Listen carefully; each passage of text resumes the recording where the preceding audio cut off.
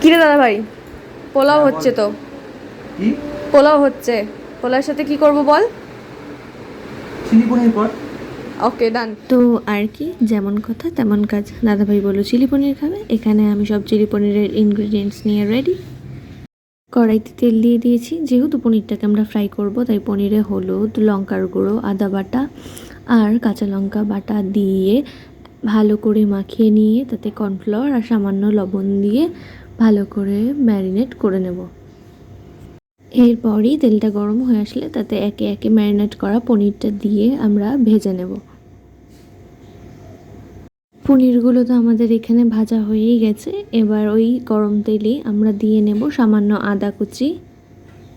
আদাটাকে একটু ভেজে নেওয়ার পরই দিয়ে নেব ক্যাপসিকাম আর দিয়ে নেব তাতে সামান্য নুন। তারপর ক্যাপসিকামটাও একটু ভাজা হয়ে আসলে তাতে দিয়ে নেব আমরা টমেটো। এরপর দুটোকেই ভালো করে সটে করে নেব আর তারপরই দিয়ে নেব কাঁচা লঙ্কা বাটা। আর তারপর একটু ভাজা হয়ে আসলেই তাতে দিয়ে নেব রেড চিলি পাউডার।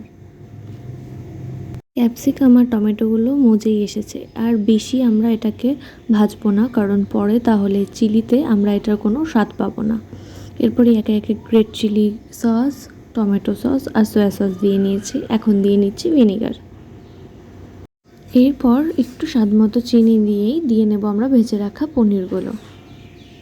আর এক্সট্রা ফ্লেভারের জন্য আমি এখানে 1 কিউব বাটারও ইউজ করব। তোমরা চাইলে দিতেও পারো, নাও দিতে পারো। তারপরেই দিয়ে নেব আমাদের কর্নফ্লাওয়ারের মিক্সটা। পনির চিলি তো একদম প্রায় আমাদের হয়েই এসছে। এখন শুধু নামানোর আগে দিয়ে নেব গরম মশলা গুঁড়ো। বাস, তাহলেই রেডি আমাদের এখানে পনির চিলি। আর এখন গরম গরম পোলাওয়ের সাথে এই পনির চিলিটা আমরা এনজয় করছি। টাটা।